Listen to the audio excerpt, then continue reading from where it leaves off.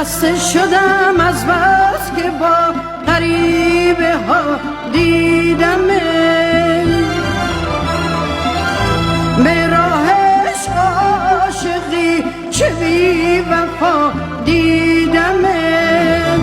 دلتنگیات برای من بود لطفت برای دیگرون رنج و غمت تو سینه من خود سرای دیگرون اما دیگه تموم شد عمرم به پاترون شد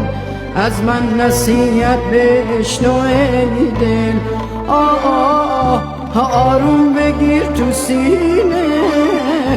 که زندگی همینه